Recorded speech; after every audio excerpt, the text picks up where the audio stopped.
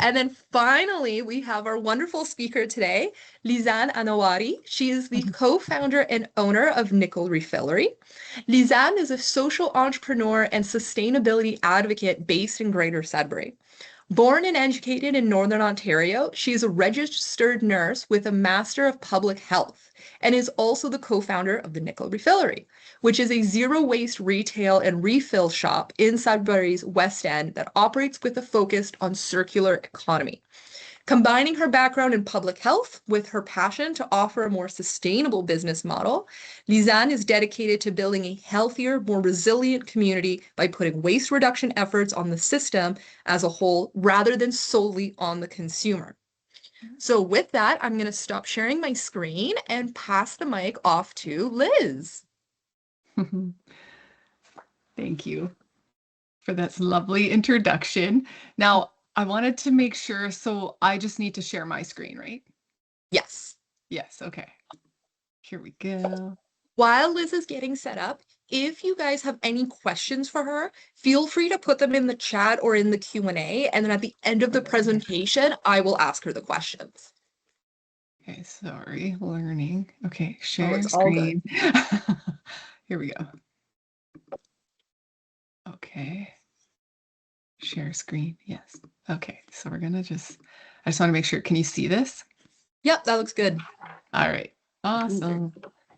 Okay, so I'm really happy to be here today. And, I wanted to start this presentation off with a big number because it's a big number for us at the Refillery. It's a big number for the whole community. That's how many single-use plastics our little store on Regent Street has kept out of our local landfill since October 2019 when we opened. A store that a few people opened with the help of a crowdfunding campaign and a lot of empty jars. And really no idea if any of them were ever going to really show up at the store.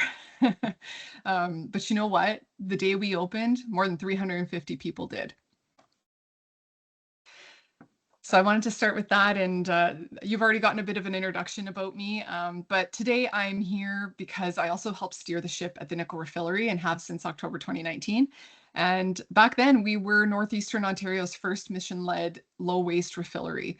Bulk Barn was around, but nothing like what we created. We created a very diverse store with a really diverse amount of products that could be refilled, things that we had never seen on any other place do. So we went way beyond what we'd ever seen and imagined a whole new world. And we definitely created it over the last 7 years. So today we have helped dozens of other refilleries opened in the north and also and beyond, and we still are in contact with most of them. Yeah, and people do look to us for a lot of guidance and support in the community, and that's exactly what we hoped. So today I want to share some helpful tips and information along with 7 things that I learned running a zero waste business here in the north. You'll see those showing up as quotes, and I'll give a little bit of insight about them, and yeah, and hopefully they can get your wheels turning and help any type of business that could be watching this become a little greener. So I won't go into tons of detail about the journey, but for us, our why came down to microplastics. And you may have heard about this. These are just basically, think of a water bottle, a water bottle that sits out in the sun for years. What happens is it becomes very brittle, very tiny, little tiny pieces start to break off. We call those microplastics. Okay, so yes, it disappears, but it doesn't really disappear, if you know what I mean. This could come up as fabrics. That could be from the wash, little tiny fabrics off your clothes. It could be, anything that's less than 5 millimeters in size is what we call a microplastic. Through my public health education, I became just very aware of it, and I couldn't unsee what I knew after learning about it. There's a lot of mainstream things coming out right now. Plastic detox on Netflix. There's a lot of, so people are starting to talk about this, and it's becoming a little more evidence-based, and there's a lot of research getting involved in microplastics now and how it affects our human body and not just the environment that we live in, but us ourselves. So after knowing that, I realized there was just this massive gap, and it created a spark in me that I couldn't let go of. Our community needed options. We had nowhere to refill things, even if we wanted to. We could go to Bulk Barn for some things, but it wasn't enough. I wanted to be able to refill lip balm and shampoo. I wanted to go beyond what I'd ever seen before and create that space. And there was a gap that needed to be filled. And so that's where we came in. Yeah. So hopefully that makes sense. And yeah, that's what we do. We have over 1,000 products now in our store that can be refilled, from dish tabs to essential oils, really everything in between. So a lot of people can think that a zero waste store or stores with a green lens can be like something of a passion project or a charity, for the hippies, as I've even heard, or just maybe a nice idea that probably doesn't make any money. Well, I'm here to tell you that that's not the truth. We are a business, absolutely. We have a revenue, we have margins, we have suppliers, we have a payroll. We pay into everything a normal business does. It takes special people to run it. It's labor intensive, just like a lot of other businesses would be. And the mission is very real. It even runs as a business engine. So it's something that we focused on in the early days. Was we wanted to be able to sustain ourselves.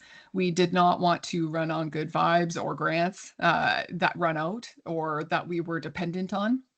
We wanted to create a space where the community wanted to come and spend their money in and do those refills, so that we could pay the payroll and keep everything going as is, so that we didn't need yeah. So anyway, with that said, we decided to be for profit for that reason, so that we didn't need to rely on grants, even though we operate very much like a nonprofit. So instead, we call ourselves a social enterprise. This means we make money through our core operations, so things like product sales and services that we offer, while intentionally addressing both the social and environmental problems. Every refill is simultaneously a sale and a waste reduction intervention. And so this mission is our very business model. Yeah, and so hopefully that helps make more sense to you too. So what actually makes this place work? Well, we're constantly looking at ways that we can tap into the community. So we come to you, we offer deliveries, we do online ordering, we do Canada-wide shipping. We look at the products people need to buy for their everyday lives, but we do it a little differently. We try to rethink how it can be done so that we're not doing it like everyone else.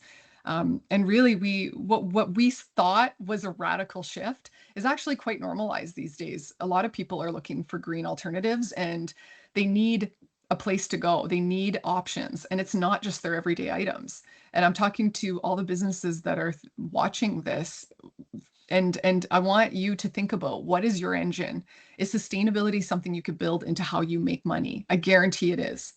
But I want you to look beyond the products and services. Who do you donate to in the community? Are you donating to groups and farmers, or community initiatives that are going to make your community better, or give your children a job, whatever it is?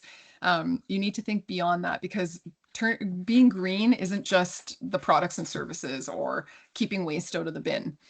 What I want you to think about is the whole system. So not just what goes into the landfill, but how people doing the work are treated too. So something that we think about in our store is, one of the goals we had was that we wanted our team to make a living wage. And why? Well, sustainability that burns people out, it's not sustainable, right? If your team can't afford to live in the community they serve, they leave, and your mission walks out the door with them. So you can't champion a healthier system and a healthier community while the people running it are struggling. They go hand in hand. Social sustainability and environmental sustainability are not separate things. A goal. So yeah, so we are now at the point where our whole team makes a living wage, and that makes us feel very proud. And I think it makes the community members who shop with us feel proud to support that. Yeah. So I wanted to talk about that because I really think looking at your business through a green lens has to go beyond the everyday items that you're sending to landfill or not sending to landfill. It's about this whole system and the whole community that you're working with. Who are you working with? Who are you aligning those values with? It all matters. So here's another lesson.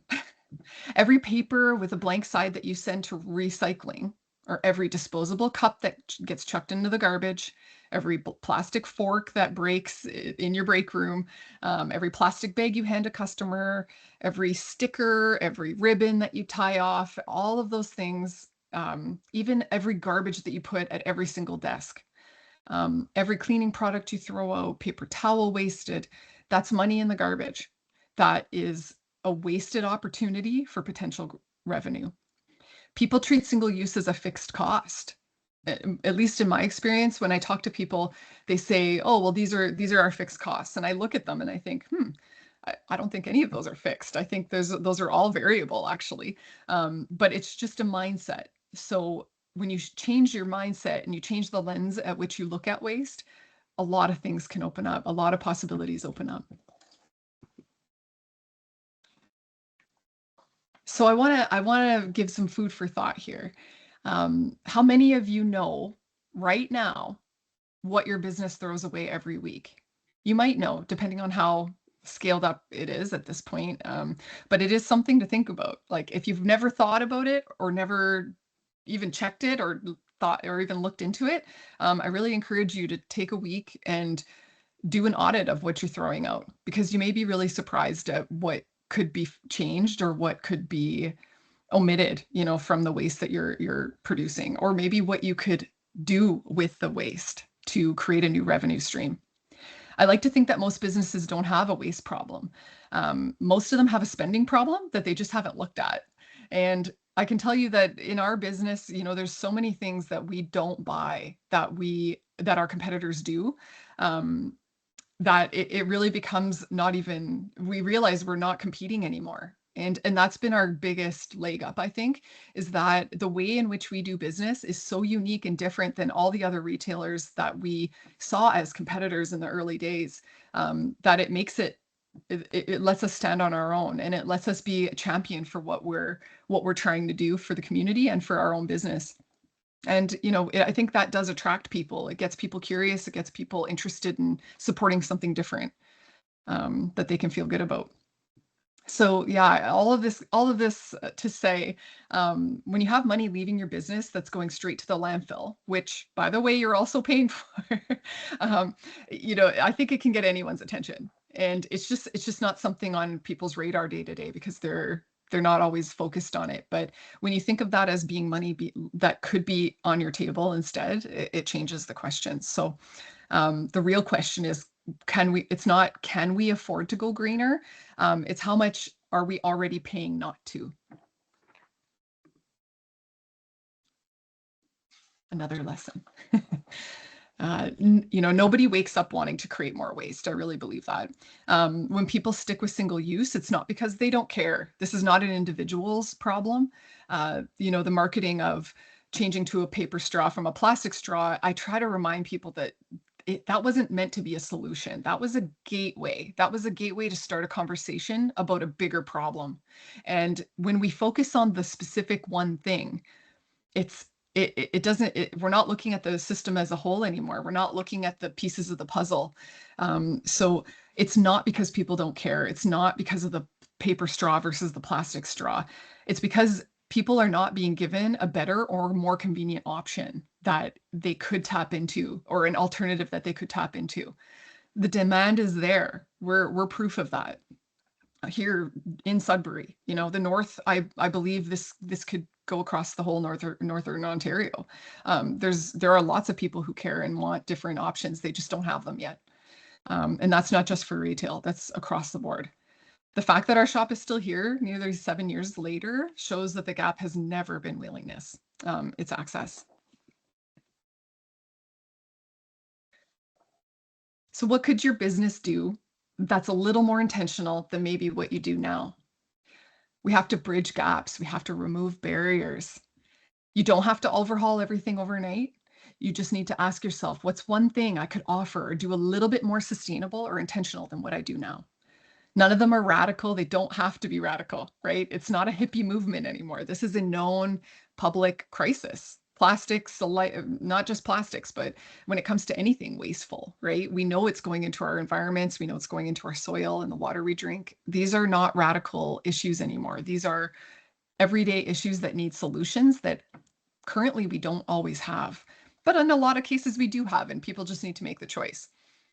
So every shift a business makes has a cascading effect outwards, right? And so that's why I really like to talk to business owners because when you change what's available, you make the greener choice the easier choice for every person who walks through your door or every person who accesses your business. And it's always a story worth telling. It's very marketable. Don't miss on that marketable aspect of doing good things for your community because people want to see that. They want to talk about it. They want to share stories about that and they want to be a part of it. Yeah, so waiting for the perfect system, it's the habit we need to break. Every day we're told that the answer is coming, better recycling, better policy. Maybe the composting will compost compostable plastics here in the north. Maybe one day. Let's just keep buying it to see. No. So yeah, we all wait, we wait. But while we're waiting for this perfect system, we're really perfecting the habit of just doing nothing about it and just letting the status quo be okay. And that's the trap, right? That's the trap of marketable products and greenwashing and, and also just local policies that never change, right? It's a trap, unfortunately, that we don't really have to put up with as business owners. We can push back. We can ask for different things.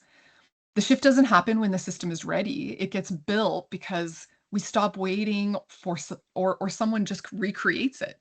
And the refillery is something we recreated the way shopping was done.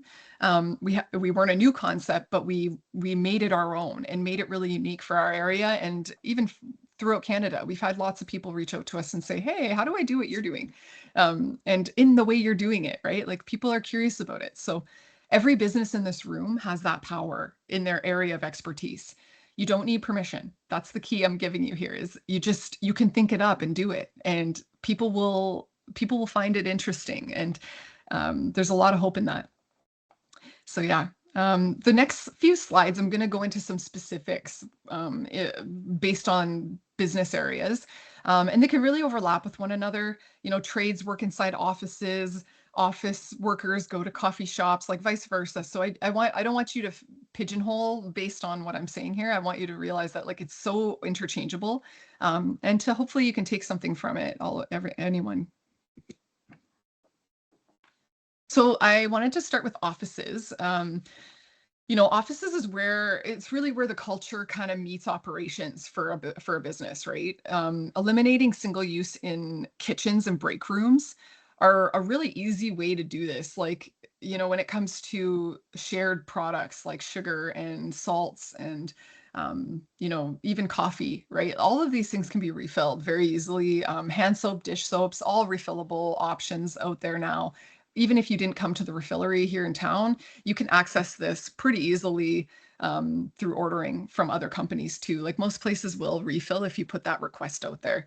And if they won't, find someone who will. Like that's the key, right? It's having someone advocate for these changes. And maybe you need a green team. Maybe you need one person who's the advocate for the office to inspire change and to kind of keep people accountable, keep the office accountable. It doesn't always mean more money. It's really just about changing the lens in which you approach problems or approach your everyday uses. And yeah, it can be just as simple as changing what kind of cleaners you use. Maybe you you choose biodegradable ones or unscented products so that there's a little less chemicals in the air, things like that, right? People don't always realize that offices bridge every other sector, essentially. Like trades have offices, cafes have offices. They order from retail, they eat from cafes, they occupy buildings. Greening an office space and a team space quietly pressures every other industry that you buy from. When you guys demand it, like people make changes because they want to accommodate office spaces. Yeah, you just need to make those requests. And I'm telling you, the people will rise to the occasion when they know the demand is there. So let's talk about retail. Retail is a tough one, but because it's so ingrained to get plastic bags, to get tags, to get all those things. And I'm the first to say it is a challenge because I live this every day at the refillery. We often have to have multiple conversations with our distributors to say, hey, this is how we do things. We'd love it if you'd be willing to adjust for us. And oh, we need to spend this much money. Okay, yeah. And sometimes those things aren't doable, but I can tell you 95% of the time we have gotten our needs met. These distributors will rise to our requests, especially when they're other local businesses. They're more than happy to accommodate. They love being a part of a different kind of project. They love being a part of another business's success story because it becomes their success story too. But for retail, rethink packaging before it hits the shelf. Like that's really what it comes down to.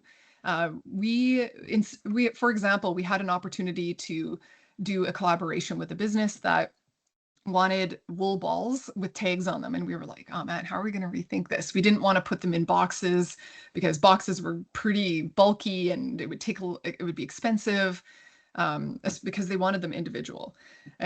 So we just thought about it and we realized, oh, why don't we just use safety pins? And then we're gonna get safety pins, these metal safety pins, and then we worked with duplicators here in town. But you could work with copy as well. Like we have lots of local print options. We got them to print little tags that were printed onto recycled paper.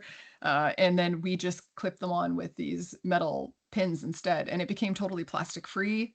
And the tag was fully compostable, and then the little pin was reusable. So it became really zero waste option, which didn't take that long for us to figure out. It's just put the lens on and suddenly all these possibilities happen. So yeah, if you can change what's available, you change what people normalize. That's all it is. Okay. And I'm going to bring up one in particular, one business that we all know really well because it's just a really good one. And I bring up Costco because Costco has never offered plastic bags, but nobody really cares, right? So when we think of a business not offering plastic bags, even though they have for a while, after a while, people will forget. They'll just move on and it'll be part of their norm again. I think we just need to stop overthinking it and try something new. So let's jump into trades. Trades are a doozy, right? Even small shifts here move massive volumes because it's just the nature of trades, right? From plumbing to electrical to automotive and buildings, trades burn through single-use consumables probably at one of the higher rates, right? From the plastic packaging to aerosol cans, disposable rags and chemical containers. And even if there's construction, it's a whole other level, right? But there's some basic stuff that could get done, right? Like switching to bulk cleaners and solvents. You could reuse shop towels and refillable sprays, any of the things that you can do. You got to push suppliers though for take back programs. Like there has to be some pushback and some requests, right? Because a lot of trades could carry some heavy weight, right? You're often doing $1 million budgets, or it depends on where you're working in, but maybe the company does $1 million budgets. Like your demands would hold a lot of weight. And so it really you just got to change the lens in which you're looking at, right?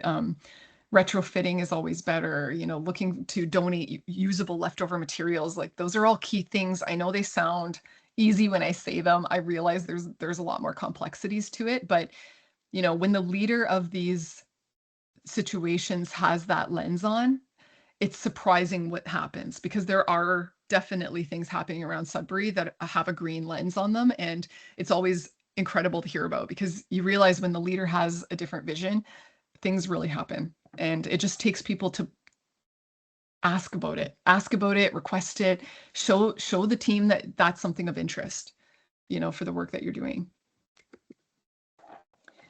So cafes and foods, here's another really doozy of a lot of waste, but also I would say that cafes and foods are probably the easiest to make changes to. And that's because, there's a lot of single-use alternatives that are currently already in existence. You don't really need to rethink the program anymore. It being 2026, like you can tap into so many things. BYOC, like bring your own container, it's much more normalized than it used to be. People bring their own cups, offer discounts for reusables. That's an easy one to get people to start bringing their own cups and their own containers. You then are eliminating the cost for yourself of having to have all these extra cups and containers. Tapping into compost is a huge one. Any of the food waste, I know it's not always easy because the city may not offer it to you, but there are ways to do this. And I'm going to use a couple examples that I know of. I know that Papaya Pops, for example, in the summertime, they often will donate any of their vegetable and fruit scraps to a local farm for their feed. I know that, we had a coffee shop open up right beside us called Perkins. They have never offered paper cups. And it seems so crazy, for a coffee shop to not offer paper to-go cups, but they haven't done it. And they've been open over a year now. And it's every single coffee that has gone out of their door has either been in a mug or a reusable jar. So it's very doable. It just takes you putting on that lens to look at it differently and try to think of an alternative. And I really want to reiterate the importance of how marketable and how collaborative these approaches become, because when you need to do things differently, you need to tap into local resources around you to help support those processes. And that builds a community. That helps build trust. That helps build your customer base. So don't lose sight of that. And, I think the push for green alternatives and the push for people not having to remember their reusable cups, for example, if you can come up with some sort of solution for that, or you're able to change your internal processes to share a story, do not discount on how much of a benefit that will be to your business, and how much people will enjoy sharing that story for you. I want to talk about outdoor properties a little bit as well, because really this overlaps with all businesses. It doesn't matter where you are or what kind of business you do, you probably have some sort of outdoor property. So individuals can also touch with this. Something I know, our whole street, we're near Robinson Lake, so a lot of people advocated to the city to say, hey, can we just get sand and dirt on our roads instead of salt so that we don't impact the water quality? And you know what? The city was like, sure, no problem. We just had to sign enough people to say that we all wanted it. And it was a change that has been made, and it's been in place for a few years now. So I bring that up because it's a very low hanging fruit. Okay. Low hanging fruit change that all businesses can do, starting to avoid salt. So think parks, campgrounds, event venues, golf courses, marinas, anywhere operations happen outside. Put on that green lens, not just because the grass is green, but look at what else we can do. Can you collaborate with a local farm like Northern Wildflowers or Three Fork Farms out on Manitoulin Island? They are all seed producers. They have huge ranges of flowers and vegetables that you can tap into, that are endemic to our area and will do well in our area. So thinking beyond just the general waste, but like, how are we improving our community and the environment overall, right? So yeah, every greener decision at the property level also cascades into those vendor relationships, right? So it's worth thinking about from any business lens. So sustainability at the Refillery, we're ultimately not trying to convince anyone to buy something new.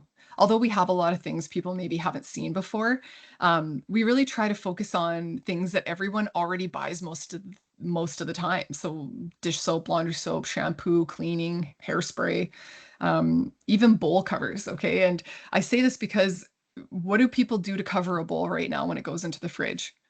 I mean, I'm not gonna say most of you, but most people tend to put some cling wrap, right? Plastic cling wrap. Well, we were like, well, what's an alternative to that? What else could we offer? Well, there's silicone covers, there's cotton bowl wraps now, there's cotton waxed bowl covers.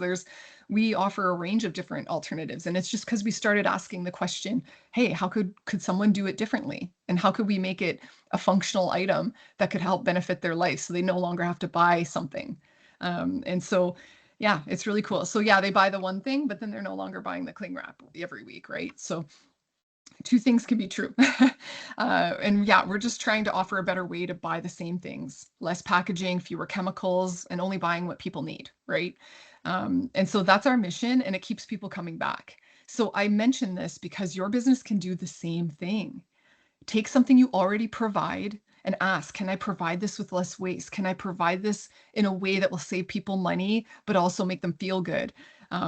can I do this and in a different way so that it's worthy of telling a story about, so that I can go home and feel really good and tell my friends about it. And they'll tell their friends, right? And I can tell you, when you make these changes, like, these are things people will share. They'll want to get other people involved in it too. So yeah, I just think that a business rooted in values that benefit the health and well-being of the whole community you serve and the environment that you're living in and playing in and working in, it can really change everything. So here's a few things that we do at the Refillery that can hopefully spark an idea for you. We, some art supplies that we carry, yeah, anything we do carry is usually refillable or compostable, but we never thought about the fact that there's all these things out there. So people are constantly going to dollar store, right, to look for, they need a bottle of glue, they need some glitter, they need some pipe cleaner. Well, most of us have this in our cupboards already. A lot of people do, and they don't always need it. So we started telling people, hey, you know what? Bring half-used things to the store. We are going to create a shelf that called the Make and Mend section, and we're going to offer it at like 5 or 10 cents a piece, just enough to so that when we do all the sorting and cleaning of these bags that we're getting, we can cover the fees of our system. So although this isn't a big revenue stream for us, it filled a gap where customers can come in with their kids and they can grab a little bit of art supplies and it's pennies, and it also keeps things from going in the waste. So I ask you, what's the unexpected product category your business could rethink? Maybe there is a new revenue stream based on something you currently waste produce, right? Or that isn't utilized enough. We started our own in-store company called Terre North. We started a northern artisan box called the Boreal Study Eco Box. And so, like, I ask you, could your business create a local collaboration that tells a story?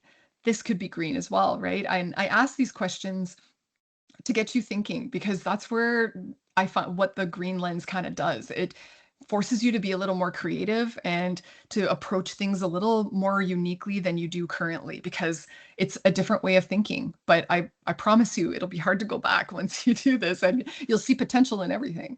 And that's what we do at our store. We definitely have so many angles that we're always looking at, like local flower drop-offs, local vegetable drop-offs.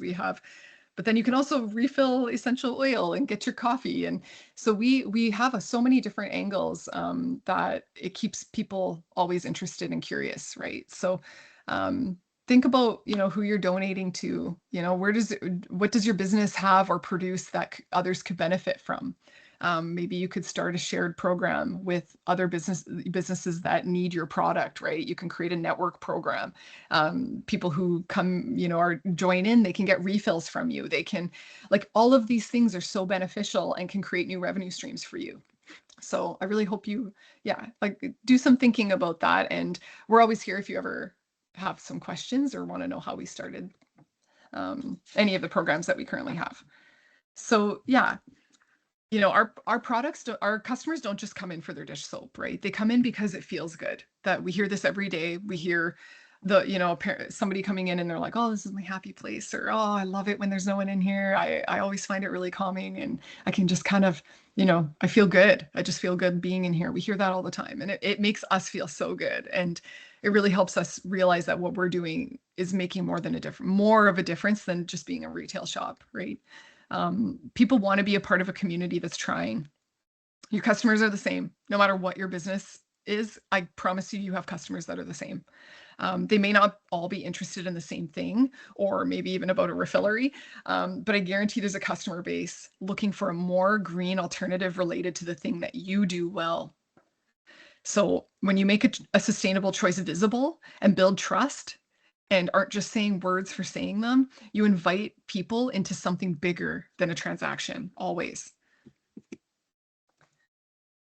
Yeah, and what happens when you make people feel part of something? They don't just come back, they bring people with them. And we are proof of that. On the daily, we have someone say, oh, I had to bring my friend in here. They had no idea you existed. Like, they had to see this. Like, this is so neat. And or they love making lip balm, and they had no idea they could get all their ingredients from in here, refillable. They won't have to get packaging anymore, or have huge bags of things in their closet. So cool, like, that makes us feel so good. So focus on building relationships with people.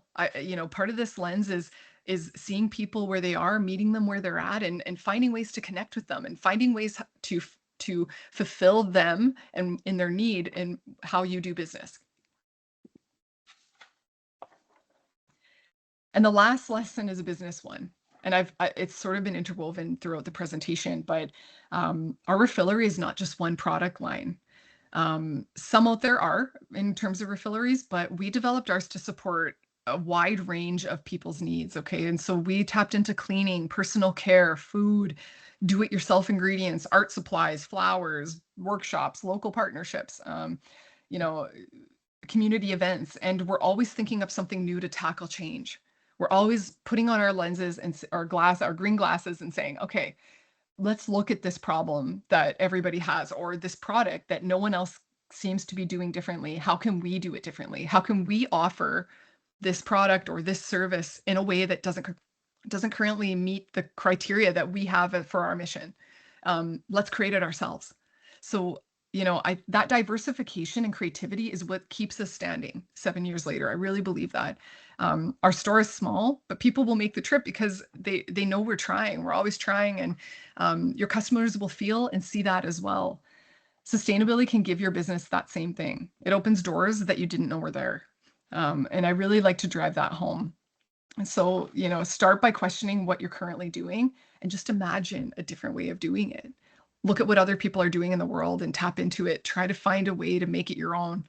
And, anyway, just know that we're always there to help support you and collaborate with you as a fellow business owner. And, we're always happy to share with our engaged citizens that are already coming to the refillery. So if you're ever not sure if something will work, please reach out to us. We love collaborating. We love brainstorming, and we love supporting other businesses doing good in the community. So yeah, I hope this was helpful, and please don't ever hesitate to reach out if there's anything we can help with.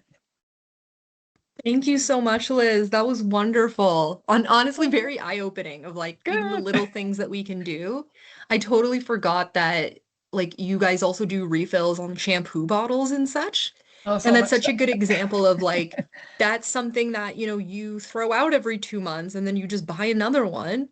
Oh yeah. Like refilling it is such a smarter idea. Okay, I'm gonna ask Liz a few questions. So while I'm kind of sharing this, if you guys have any questions for Liz, put them in the chat or in the Q&A and I'll read them out for her. Sure. Until then, here are my few little questions.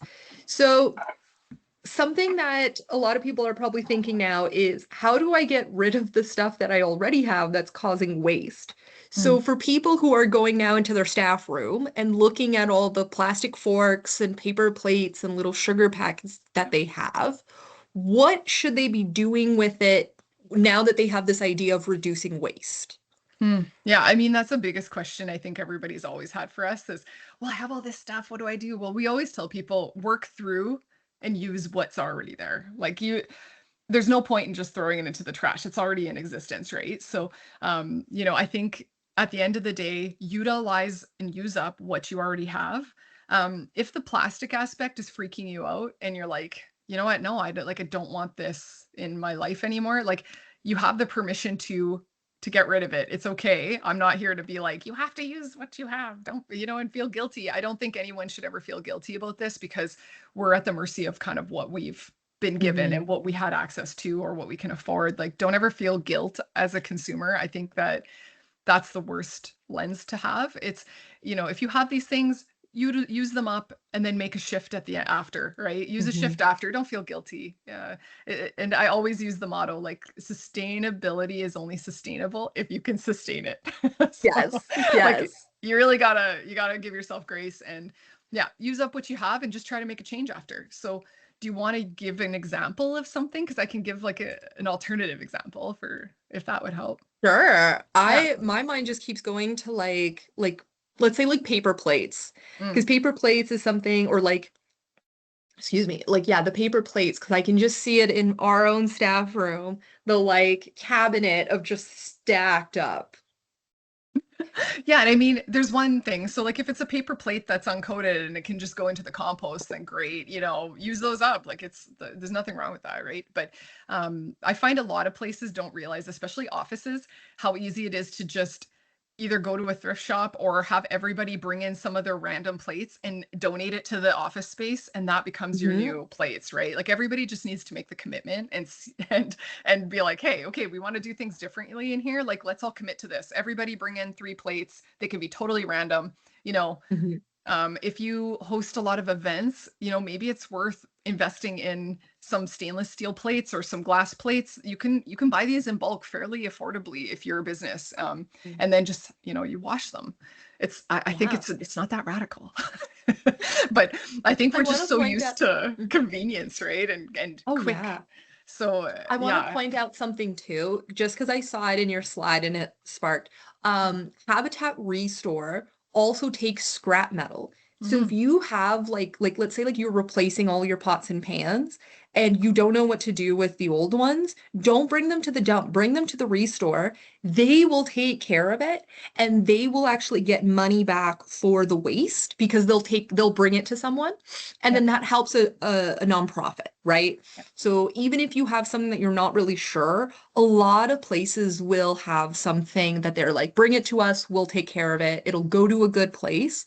And then if it's still in good quality, they'll sell it, they'll make money for their nonprofit. And if it's not in good quality, then they will take care of getting rid of it responsibly. Yeah.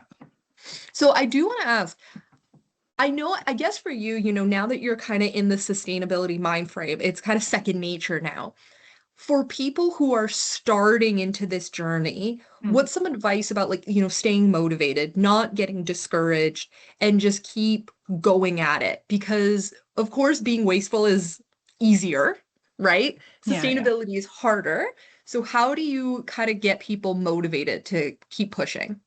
Well, I think it depends on the lens of which you're looking at it, right? Like, we have people that are like, "Oh, zero waste is so much more expensive," and or "Oh, it's so hard to find those things." And if you keep those lenses on, well, then yeah, it'll stay that way, right? Like, you're gonna keep that mindset. But really, what it comes down to is ultimately lowering waste ends up being more affordable always. If you're Mhm. living in a way that you're not trying to replace every single thing you own, and if you're looking around you and it can be really overwhelming. So what I always tell Mhm. people is, like, just start with one thing. Yeah. Like, Yeah. all you need to do is start with one thing, and most people will start with, like, dish soap or hand soap. We'll just say, hey, just try to refill that. Find a way to refill that, whether you use like little tabs that turn into dish soap, or there's just so many things on the market right now, even if Mhm. you don't come to the refillery, that are a lot more eco-friendly than going to the store and buying Dawn, right? It's not to Yeah. knock Dawn, but I think at the end of the day, it's about convenience for people a lot of the time. So I try to tell them just to start with one thing, like one thing that they Mhm. use, they go through a lot. And it really does start a domino effect, because once you start one, you're kind of like, oh, okay, I'm only paying Yeah. $3 for this refill. This wasn't that hard, it was kind of fun. And people, like, we have some people that have been bringing in, like, we have a lady who, she brings in this massive tequila bottle, and it's super pretty and really unique, and we'll refill all of her dish soap in there, and it'll last her about 6 months, because it's a big one. And just refills it each time, every time she needs it. So the convenience and ease of having refills available to you, right under Mhm. your sink, that you don't need to just, like, you don't have to throw out a bottle, bring it out to the Mhm. curb. It's like boom, boom, refill. You feel good. It's reducing waste. It's not that much more affordable, that much more expensive in most cases. Apples to Mhm. apples, it's not more expensive. But if you're comparing what you Interesting. buy at the dollar store to, say, a refillery or an eco brand, yeah, you may pay a little more, but most of the time you get more bang for your buck in a lot of ways. Yeah. So yeah. Yeah, totally. Yeah, just start I with have a one good thing.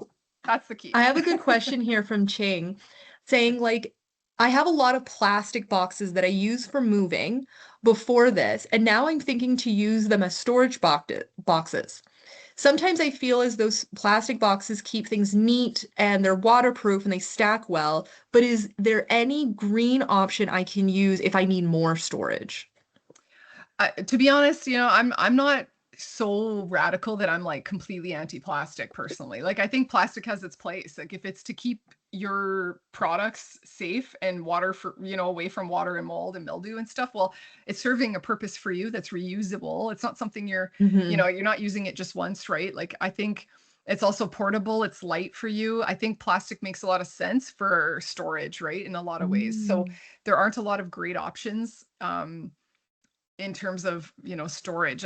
I suppose you could tap into wooden boxes and things like that, but they come with problems too, right? So Yep. I think plastic has a place. It's just plastic should not be single use. That's my lens in which I go and approach everything. I don't try to overhaul my whole life. Or Hmm. the business. We have plastic bins for some of the things we keep some of our stuff in too. It just makes sense, right?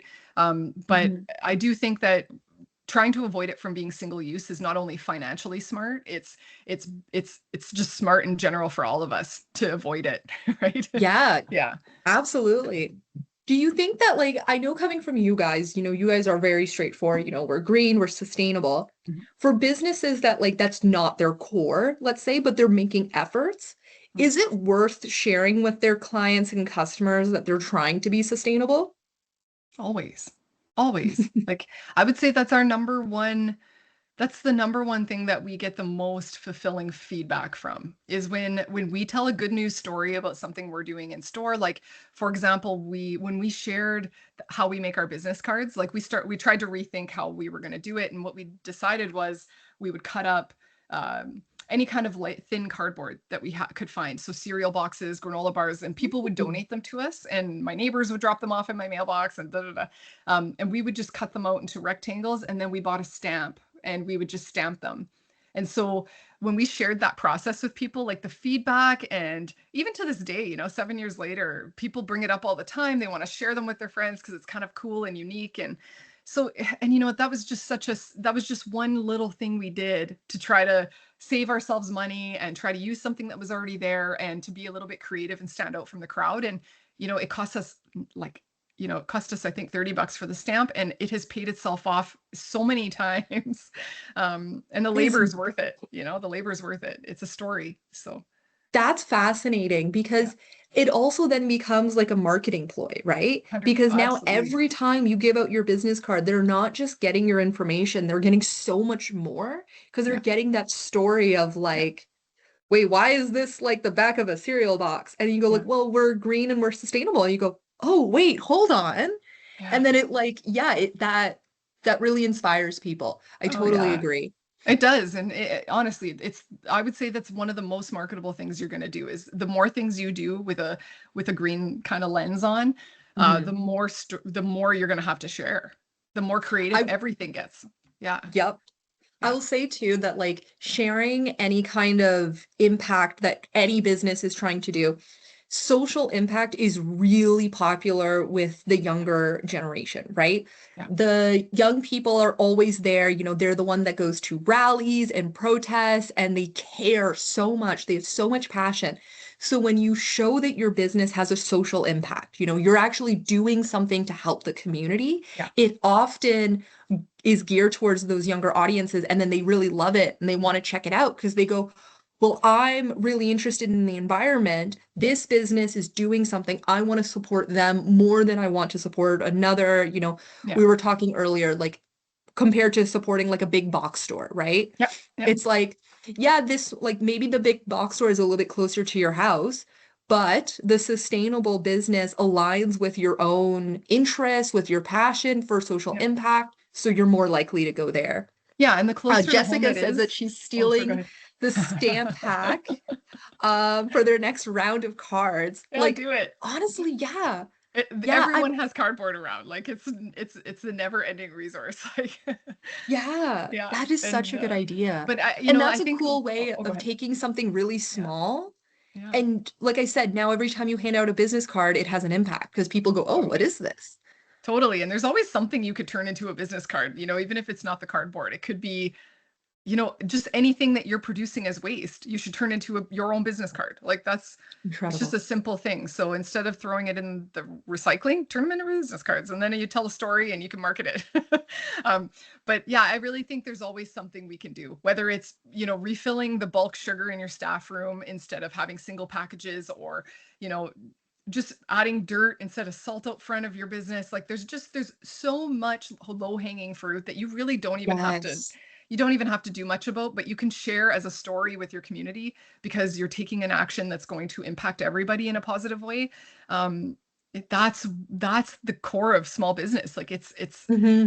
that is what keeps us all wanting to support small businesses. It's because we all care about the communities we live in and that go beyond money, right? Hmm. So yeah, And I think it just shows like, it's doubling down on your mission, right? Like yeah, we're so into sustainability that we don't even care about like the clean cut, max printed business cards. Like we're so into this that we will do it ourselves. We will take the time to cut up the cardboard. No, I yeah. love that. And one Um, last thing I want to throw in is just yes. that it's not just the younger generations. Like something that we're always really surprised at is how a lot of older generations come to our refillery. Like I would say a huge portion of our customer base are, I would say, like over 40. And it's because, Wow. they have grandkids or they have seen the destruction or changes in the environments and they feel something. They want to do something, be a part of something bigger, or they're retired, they have more time. And I really think it's important to really diversify your client base in that way. Like don't just think you're catering to one, you're catering to everybody. There are people all over the community of all ages who care about having Yeah. alternatives, and whatever business you're in, you can make it happen. Like, yeah, I love that. Well, thank you. That was a great way to kind of like wrap up our webinar. cool. So I want to thank everybody for attending. You're all Yeah. making like that first step towards being a little bit more sustainable, a little bit more green in your business. This webinar is being recorded. I'm going to email you guys all the YouTube link tomorrow. Share it with your networks, share it with other entrepreneurs. This is a great resource. Even just, we're all getting so excited about the idea of the stamp, the business cards.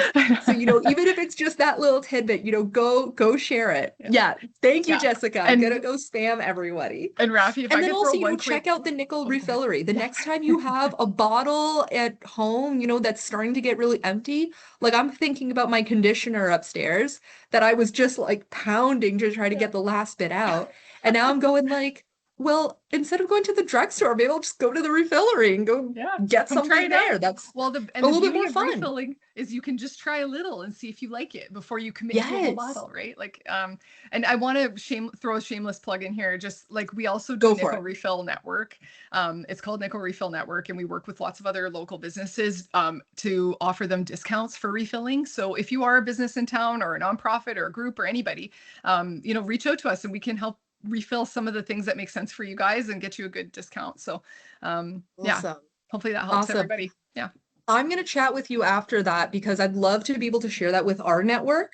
Cool. Yeah. So I'll email you. Okay, yeah. Jessica's gonna go tell all the partners. We You're love awesome. this. We love this. No, like the idea behind this webinar was like, we all have a responsibility. Yeah. There's very easy ways, when I was in college in graphic design, we talked about, instead of using regular paper, look for recycled paper. Instead Yeah. of looking for this, look for unbleached paper, like all these little alternatives where it's like there's a way to just be a little bit kinder and it doesn't Yeah. have to take that much work. And like you said, it actually saves you a lot of money. Oh yeah. So, And the more businesses that are offering options in town in diverse ways, not just retail, mhm, but like in coffee shops and trades and mhm, landscaping and all of this, like the more the cascade effect is going to happen, right? And yes. like let's do this in Sudbury, right? Like let's be Yeah, the leaders here and show. Yeah. it's a little bit of that social pressure, Totally. where Like after a while you start to feel like you're the only one that's not doing it, but now you yeah, feel like you have exactly. to. Like put that And that's pressure on good. That's the whole good. city. Yeah. Completely. Oh, we need to turn this into reels and IG posts. Absolutely. Oh, I'm going to be working on this. I'm fired up. That's awesome. Good, Jessica. I'm really Oh, glad. she's got her lenses Okay, on, right well, on. if you want to connect with Liz, you know how. Her and her team will be happy to help you guys out and, go follow up, go ask, if you have specific questions, or if you come back from the weekend, you've done like a bit of an audit of your business and now you're going like, I Where do we think these are start? ways that I Yeah. could reduce. Yeah. Go chat to Liz and she can help you guys out. Oh yeah, So, like I absolutely. said, I'm going to email you guys all the recording. You're also going to get a little survey. This just helps us, find out how did you learn about the webinar and how can we improve? And if you have any ideas for future webinars, right? So, you will all get that tomorrow. And until then, I'm sure we're all going to go back to our spaces and go reevaluate how we're doing things. Yeah, so cool. Jessica, I'm so glad you came too. I'm Me glad too. we were able to inspire you. Thanks for everyone taking the time, truly. Yeah. Okay, bye everyone. Have a good Thursday.